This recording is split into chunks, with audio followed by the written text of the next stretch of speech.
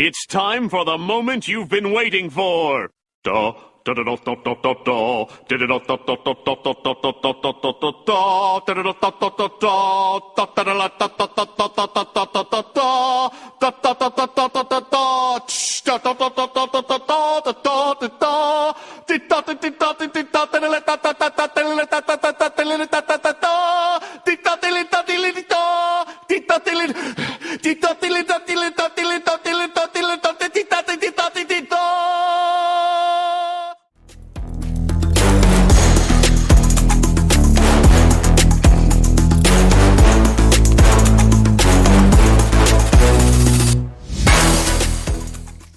Well, it's official. The Orlando Storm have just announced their first ever head coach. Let's get into it. My name is Dakota Wolf, and welcome to episode 8 of Weathering the Storm, an Orlando Storm podcast. Former St. Louis Battlehawks head coach Anthony Becht has been named head coach of the Orlando Storm. Anthony Becht currently has a 22-8 record in the UFL/XFL. He's went 7-3 in his first season, 7-3 in his second season, and 8-2 in his third season, making 2 playoff appearances and losing both. Anthony Becht was born in Drexel Hill, Pennsylvania, and is currently 48 years old. Before Anthony Becht took a role in the UFL as the St. Louis Battlehawks head coach, he played college football for the West Virginia Mountaineers as a tight end, where he was then drafted by the New York Jets in the first round of the 2000 NFL Draft as the 27th overall pick. He would play with the New York Jets from 2000 to 2004, where he then signed with the Tampa Bay Buccaneers in the 2005 season. After completing his tenure with the Tampa Bay Buccaneers in 2007, he would then complete brief stints with the St. Louis Rams, Arizona Cardinals, and Kansas City Chiefs. After completing his 11-year NFL career in 2011, he would be hired by ESPN as a college football analyst in 2013. In 2019, he accepted a job as the tight ends coach of the San Diego Fleet in the AAF, the Alliance of American Football. Then, of course, on April 13th, 2022, it was announced that Becht would be the head coach for the St. Louis Battlehawks in the then XFL. He would continue to be their head coach in the UFL for their 2024 and 2025 seasons, leading them to first in the XFL conference for both seasons in the UFL, 2024 and 2025, and now being named the Orlando Storm head coach for the 2026 UFL season. So just to get into a little bit more of the type of play calling and the general overall team philosophy of an Anthony Becht-led team just off of first impressions and brief knowledge.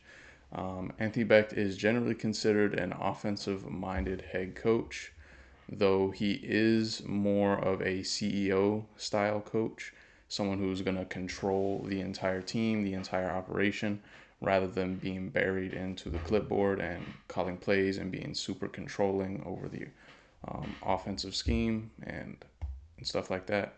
Most recently with the St. Louis Battlehawks, Anthony Becht worked with the offensive coordinator Bruce Gradkowski, employing a balanced pro-style system adapting to the modern game.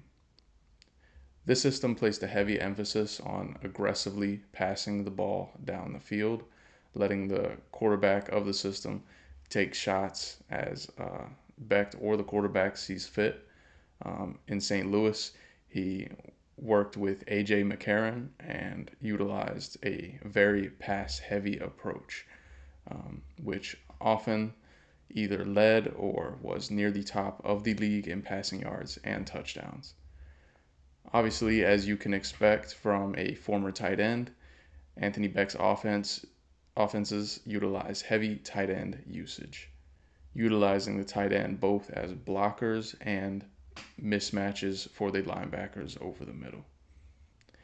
Becht also preaches adaptability, placing emphasis on converting third downs, taking what the defense gives, and shifting between spread looks and power run formations. Though Anthony Becht is more of an offensive mind, his defense still has its own identity. He likes to refer to it as an aggressive attack first defense, most recently with the St. Louis Battlehawks under defensive coordinator Donnie Abraham, former NFL cornerback. He ran a multiple front defense that placed a high priority on putting pressure on the quarterback and forcing timely turnovers. This player centric defense is known for being disciplined but physical, placing a high emphasis on tackling in space, as what he cites as the most critical skill for spring league defenses. So, as I mentioned earlier, instead of being more of a in the play sheet type of coach, he is more of a CEO style. He is known as a motivator. He views himself as a mentor and developer of talent. He has stated that his goal is to help players get back to the NFL or reach the next level. Becht is also known for acting as the face of the franchise, interacting heavily with the community and engaging with the fans effectively. Now, if I'm going to give my first impressions or my own personal opinion on the hire, just from the very little that I know so far, I will say first impressions are really strong and really exciting. I think this is something Orlando Storm fans should be excited about. Um, I'm not sure how. I'm sure St. Louis Battlehawks fans are probably pretty upset about this. Maybe that's a new rivalry that's forming in the making, but we'll see. I'm not sure in general previous UFL fans are too happy about this move, but I guess that's not really our problem as fans of the Orlando Storm. Uh, but just to give my opinion, I do think it's a really good move. I love the proven experience that he brings to a brand new team like the Orlando Storm, which will be a brand new roster. He has proven success, 22-8 in his 3 seasons with the UFL/XFL. Um, he is a former NFL player, 11 seasons, so he is very much a player's coach, which I do think can go a very long way in a locker room when you're trying to relate to the guys and just build a motivated team, a leader of men. In terms of his play style and style of offense/defense, I really just need to see more. I'm not gonna act like I have a lot of in-depth knowledge of how he runs his team and what type of plays he uses, but just from the very little I've been able to see, um, obviously we'll need to place a high emphasis on a quarterback. It'll need to be a solid quarterback with good knowledge of the playbook and obvious like intangibles and um, just game IQ in general, knowing like what to do, where to go with the ball, um, what protections to call out, what to audible to.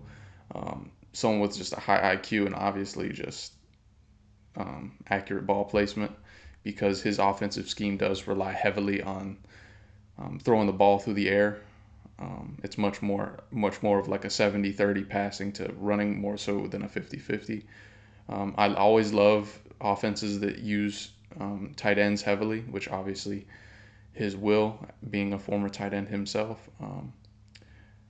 I think it's effective in both ways, using them as blockers for either extra protection or extra run blocking, and just to create those easy mismatches against linebackers, which are usually not that great in coverage, or on the DBs, which are usually at a size disadvantage. So I love teams that do that, and it looks like this will be no exception. And then defensively, obviously, we'll just need to place a high priority on getting an experienced defensive coordinator or someone that's just a really good defensive coordinator. He's not really much of a focus. His focus is not really placed on defense. It's more so offensively minded, which is perfectly fine. Most coaches lean one way or the other, anyways. But that just means there will need to be that much more importance placed on the defensive coordinator. And then obviously his persona or his identity as more of a CEO type of coach, someone who's going to motivate the team and just manage, I think is a good thing. Well, it can be a good thing, anyways. I think it's good for someone to kind of just step back and look more at the big picture and kind of have more of a control over the personnel and the players and the overall structure of the team and also engaging with the fans and the local media. I think that's a really good thing and is a good way to build up a strong fan base and just build a strong team culture for the city of Orlando. If I were to give one thing that would be a slight concern or something for fans to consider, it is the fact that although he has a very good regular season record, he has yet to win a playoff game. So the St. Louis Battlehawks over the past couple of seasons have been known to kind of do good in the regular season and then lose their immediate playoff appearance. Both of their past two seasons have been one and done in the playoffs, in their one appearance, losing their first game, not winning a single game. So he has yet to win a playoff game. That would be something to consider if he takes over as the Orlando Storm head coach. Can he take that next step and overcome his playoff drought? But yeah, overall, this is an extremely solid hire for the Orlando Storm and will immediately put them in a position to compete in this league. Someone with proven experience in the UFL and experience as a player, which will go a long way in developing a locker room culture. Let me know what you guys think. If you think this is a great hire for the Orlando Storm, or if you're a St. Louis Battlehawks fan, how do you feel about the Orlando Storm stealing away your head coach? Let me know what you guys think, and thank you for watching. Thank you for weathering the storm. Go Storm, Sir John.